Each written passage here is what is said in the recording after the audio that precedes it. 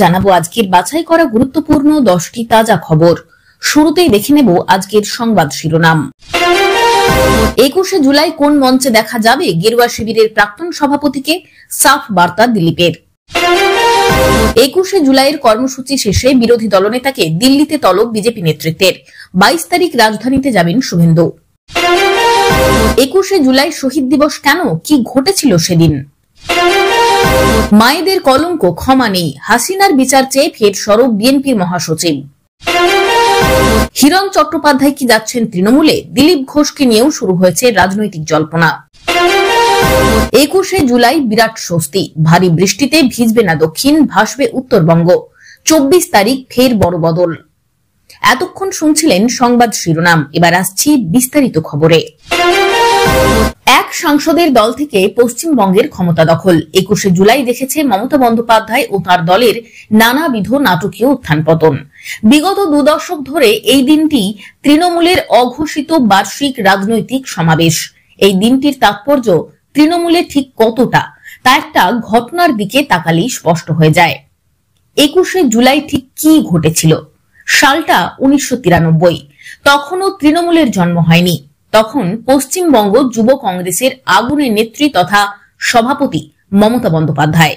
রাজ্যের ক্ষমতায় রয়েছে জ্যোতি বসুর সরকার। এই সময় সিপিএম এর বিরুদ্ধে ছাপ্পা রিগিংয়ের অভিযোগ নিয়মিত শোনা যায় বিরোধীদের মুখে। এমন আবহে নির্বাচনী প্রক্রিয়ায় স্বচ্ছতা আনার জন্য সচিত্র ভোটার পরিচয় পত্রের দাবিতে 21শে জুলাই মহাকরণ অভিযানের ডাক দিয়েছিলেন তৎকালীন যুব কংগ্রেস নেত্রী মমতা বন্দ্যোপাধ্যায়।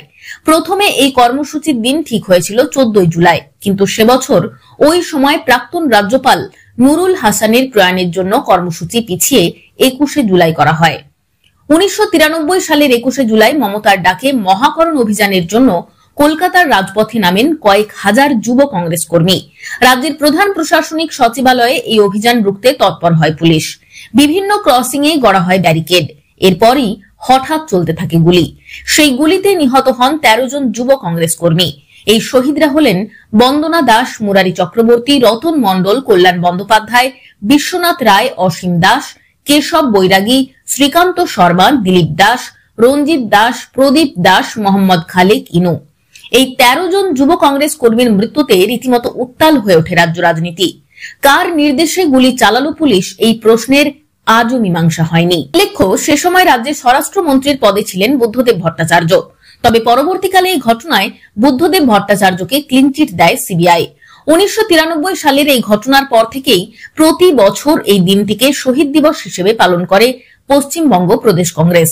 পরবর্তীকালে মমতা বন্দ্যোপাধ্যায় কংগ্রেস ছেড়ে তৃণমূল তৈরি করেন এবং 21শে জুলাইকে শহীদ দিবসের মর্যাদা দেওয়া হয়।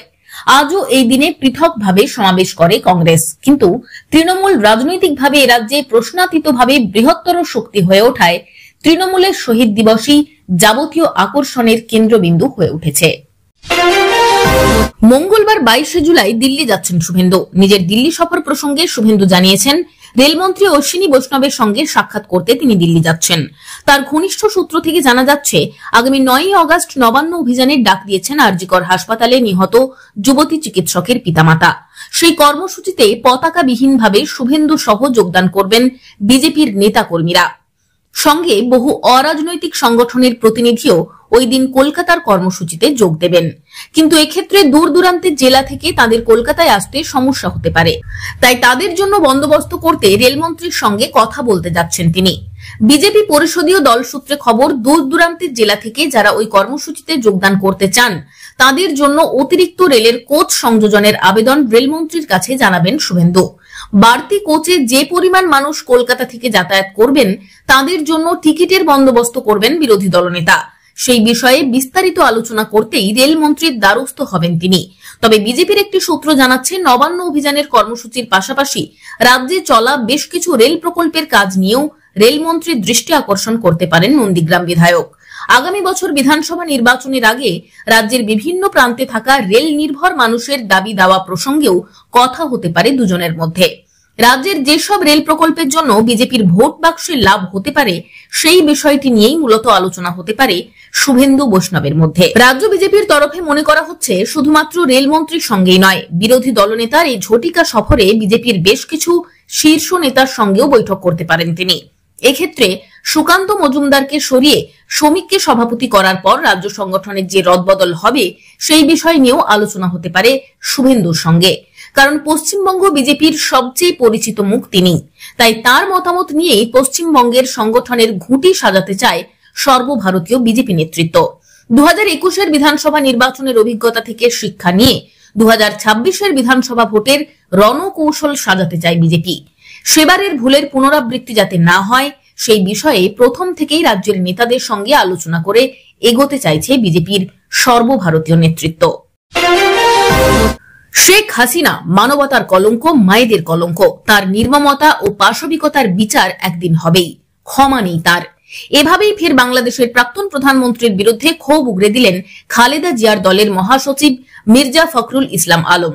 রবিবার ঢাকার শেরি বাংলায় দলের প্রাক্তন সভাপতি জিয়াউর রহমানের স্মরণ অনুষ্ঠানে তার মন্তব্য, হাসিনা মানব জাতির কলঙ্ক, মায়েদের কলঙ্ক, তার বিচার হবেই, ক্ষমা নেই। রবিবার শহীদ প্রেসিডেন্ট জিয়াউর রহমানের মাজার প্রাঙ্গণে বিএনপির শাখা সংগঠন জাতীয়তাবাদী কৃষক দল ও আমরা বিএনপি পরিবার এক স্মরণ সভার আয়োজন করে। গণ অভ্যুত্থান 2024, জাতীয় ঐক্য ও গণতান্ত্রিক অভিযাত্রা, সবুজ পল্লবে স্মৃতি অম্লান, এই শীর্ষক কর্মসূচিতে জুলাই আন্দোলনের শহীদদের স্মরণে সেখানে নিম গাছ রোপণ করা হয়।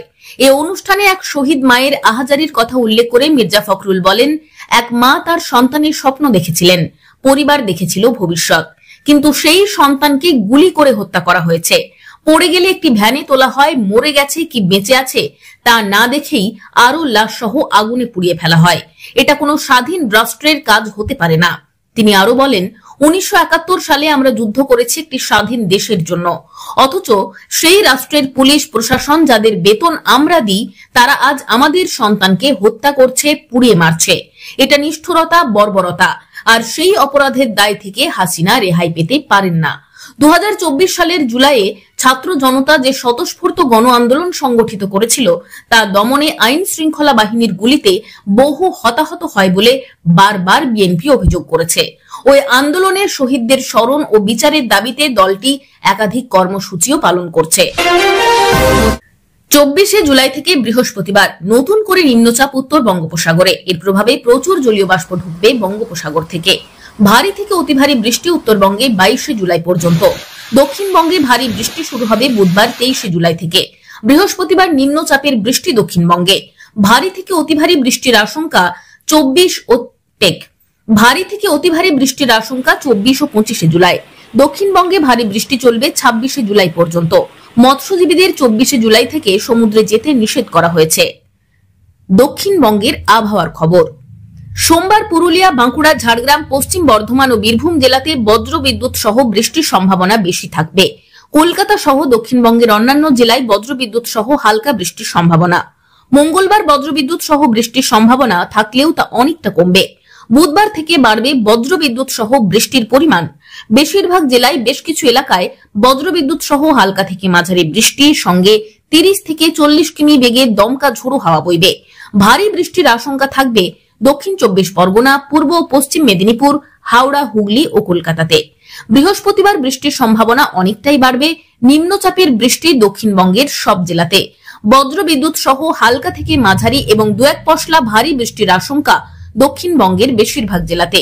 অতি ভারী বৃষ্টি হতে পারে বাঁকুড়া, ঝাড়গ্রাম, পূর্ব ও পশ্চিম মেদিনীপুর এবং দক্ষিণ 24 পরগনা জেলায়। শুক্রবার ভারী বৃষ্টির সম্ভাবনা থাকবে দক্ষিণবঙ্গের একাধিক জেলায়। ঝাড়গ্রাম, বাঁকুড়া, পুরুলিয়া, পশ্চিম মেদিনীপুরে অতি ভারী বৃষ্টির সতর্কতা। পূর্ব মেদিনীপুর, পূর্ব পশ্চিম বর্ধমান, হাওড়া, হুগলি, বীরভূম জেলায় ভারী বৃষ্টির আশঙ্কা। উত্তরবঙ্গের আবহাওয়ার খবর। রবিবার বজ্রবিদ্যুৎ সহ হালকা থেকে মাঝারি বৃষ্টি সব জেলাতেই বিক্ষিপ্তভাবে 2-1 পশলা। অতি ভারী বৃষ্টির সতর্কতা দার্জিলিং, কালিম্পং, জলপাইগুড়ি, কোচবিহার, জলপাইগুড়ি জেলা। সোমবার উত্তরবঙ্গে বৃষ্টির পরিমাণ কমবে। দার্জিলিং, কালিম্পং, জলপাইগুড়ি জেলাতে ভারী বৃষ্টির পূর্বাভাস।